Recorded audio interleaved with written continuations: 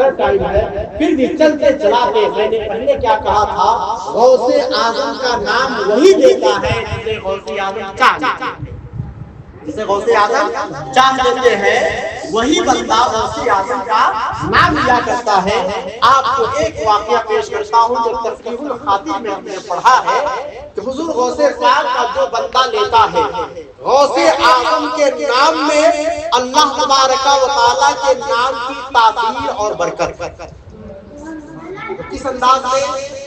آپ نے سنا ہوگا کہ ایک بوڑھی ماں حضور غوث اعظم کے دربار میں آتی ہے، رو رہی ہے، بلبلا رہی ہے، بلک رہی ہے، اور عرض کیا حضور 3 دن ہو گئے، میرا بیٹا کہیں ندی میں کہیں تالاب کے پاس گیا تھا نہانے کے لیے، 3 دن ہو گئے گھر واپس نہیں آیا۔ آپ دعا فرما دیں رب تبارک و تعالیٰ سے تاکہ آپ کی دعا کرنے کی وجہ سے اللہ تبارک و تعالیٰ ہمارے بیٹے کو گھر واپس بھیج دے۔ یقین دیکھیے، اسی لیے ایک دوسرے سے دعائیں کروائی جاتی ہیں۔ دعا تو ہر کوئی کرتا ہے نا، مگر اللہ تعالیٰ کس کی زبان میں کون سی تاثیر دیا ہے وہ رب جانتا ہے، اور رب جانتا ہے۔ اس طرح سے جب کہا میرے غوث اعظم نے مراقبہ کیا، اور جو ہی مراقبہ کیا آپ نے فرمایا اے ماں جا تیرا بیٹا گھر آ چکا ہے۔ سبحان اللہ، سبحان اللہ۔ اس طرح سے کہا وہ گھر جاتی ہے خوشی خوشی۔ ماں کی ممتا عجیب ہوتی ہے، بچوں سے اتنا پیار ماں کو جس طرح سے ہوا کرتا ہے کسی اور کو نہیں ہوتا۔ ماں خوشی خوشی گھر جاتی ہے، اور جانے کے بعد جب دیکھا تو بچہ ان کا گھر پہ نہیں آیا۔ اللہ اکبر۔ پھر وہاں سے واپس پلٹی غوث اعظم کے دربار میں اور کہا حضور آپ نے تو کہا تھا کہ آپ کا بیٹا تمہارا بیٹا گھر پہ آ چکا ہے۔ گھر گئی مگر گھر پہ ہم نے اپنے بیٹے کو نہیں پایا۔ حضور غوث پاک نے فرمایا اے ماں اب کی بار جاؤ تیرا بیٹا گھر پہ آ گیا۔ وہ پھر جاتی ہے اور جانے کے بعد دیکھا تو اس کا بیٹا گھر پہ نہیں آیا۔ پھر واپس آتی ہے، تیسری بار آتی ہے اور آنے کے بعد کہا حضور میرا بیٹا گھر پہ نہیں آیا۔ حضور غوث اعظم فرماتے ہیں اے ماں اب کی بار جاؤ ضرور تیرا بیٹا آ گیا ہوگا۔ بے شک بے شک۔ تیسری بار میں آپ نے اس طرح سے ارشاد فرمایا، وہ خوشی خوشی جاتی ہے، دیکھا تو گھر پہ اپنے بچے کو پایا۔ سبحان اللہ۔ بیٹا آ چکا ہے، اللہ اکبر، قربان جائیے۔ وہ آتی ہے عورت اور کہا آپ کا بہت بہت شکریہ، آپ نے رب تعالیٰ سے دعا کری ہے، اس کا شکریہ میں ادا کرتی ہوں۔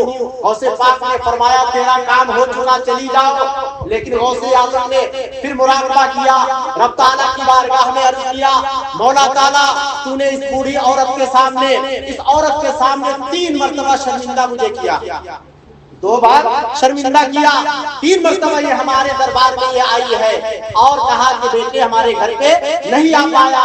اللہ اکبر، مولا تعالیٰ راز کیا ہے اس میں، حکمت کیا ہے کہ 2 مرتبہ 3 مرتبہ اس بوڑھی ماں کو میرے پاس تم نے دوڑایا، اس میں راز کی بات کیا ہے؟ اللہ اکبر۔ دیکھیے ملاقات اللہ تبارک و تعالیٰ سے کس طرح سے گفتگو ہو رہی ہے، یعنی عالم تخیلات میں رب تعالیٰ کی بارگاہ میں جب عرض کیا تو عرض کرنے کے بعد رب تبارک و تعالیٰ نے ارشاد فرمایا، اور سنیے گا کیا ارشاد فرمایا کہ اللہ تبارک و تعالیٰ نے ارشاد فرمایا، عاطف غیبی سے آواز آتی ہے اے عبد القادر ایک دن فرشتوں کو ہم نے بھیجا تھا اور فرشتے جا کر کے اس کا بیٹا واقعی غرق ہو چکا تھا، ڈوب چکا تھا، اس کا گوشت بالکل بکھر چکا تھا، الگ الگ ہو گیا تھا۔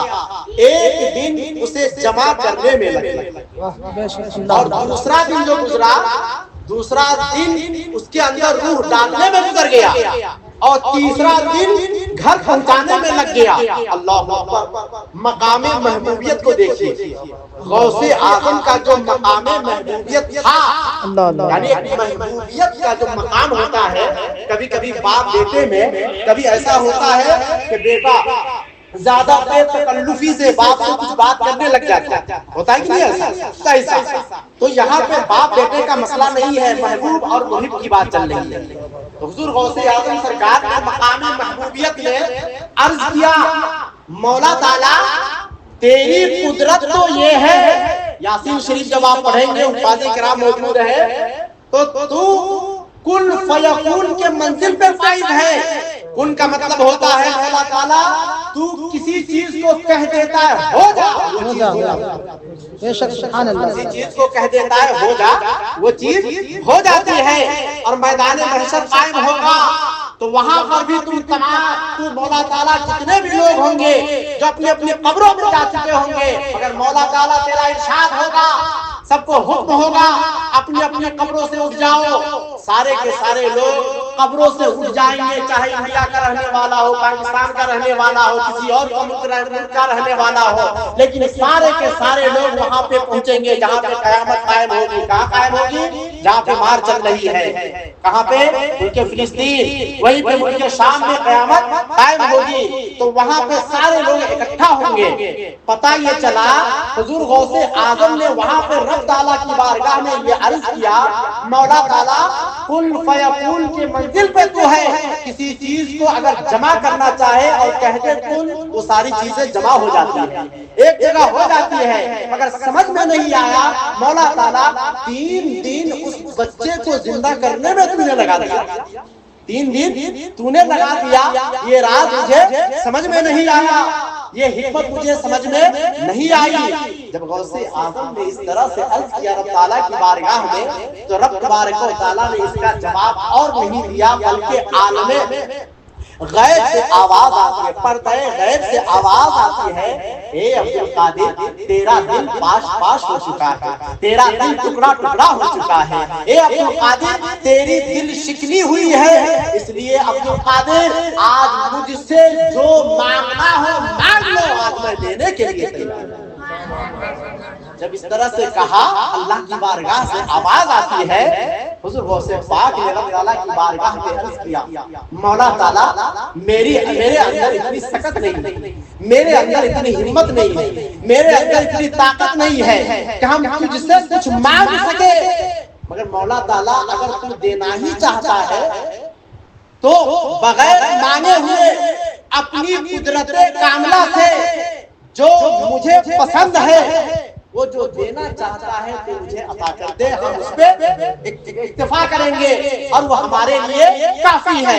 اتنا کہا رب تبارک و تعالیٰ نے ارشاد فرمایا، اے عبد القادر میرے اوپر جب تم نے چھوڑ دیا ہے تو سن لو، تیرا جو نام ہے اور دنیا میں جتنے بھی میرے بندے تیرا جو نام لیا کرے گا، نام تیرا ہوگا اور تیرے نام میں میرے نام کی برکت اور تاثیر ہوا کرے۔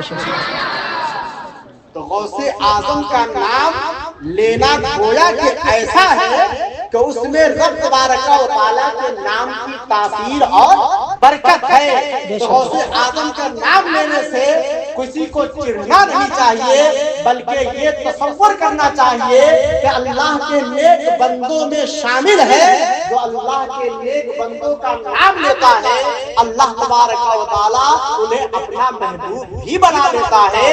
ظاہر بات ہے رب تبارک و تعالیٰ کے جو محبوب بندوں سے یاد کرتا ہے، ان کو خوش رکھتا ہے اور ان سے راضی ہونے کے لیے آگے بڑھتا ہے، یقین جانیے اللہ کا محبوب جس سے راضی ہو جائے تو اللہ بھی اس سے راضی ہو جاتا ہے۔ اللہ تعالیٰ نے فرمایا، کیا فرمایا؟ فَاذْكُرُونِي أَذْكُرْكُمْ وَاشْكُرُوا لِي وَلَا تَكْفُرُونِ، تم میری یاد کرو میں تمہارا چرچا کروں گا۔ تو آج جو چرچا جو ہو رہا ہے غوث اعظم کا، اس قرآن پاک کی آیت کریمہ کے مصداق حضور غوث اعظم بنے اور حضور غوث اعظم ہے کہ آج ان کا چرچا ہم لوگ کر رہے ہیں اور ان کی محفل ہم سجائے ہوئے ہیں، اور ان کی محفل سجا کر ہم اور آپ اپنی عاقبت کو بھی سنوار رہے ہیں، اپنی دنیا کو بھی سنوار رہے ہیں۔ اللہ تبارک و تعالیٰ غوث اعظم سرکار کے صدقے میں ہمارے صدر محترم صاحب کے کاروبار میں، ہم سب کے بھی کاروبار میں یومن فیومن ترقی عطا فرمائے۔ آمین۔ الحمدللہ رب العالمین۔ السلام علیکم ورحمۃ اللہ۔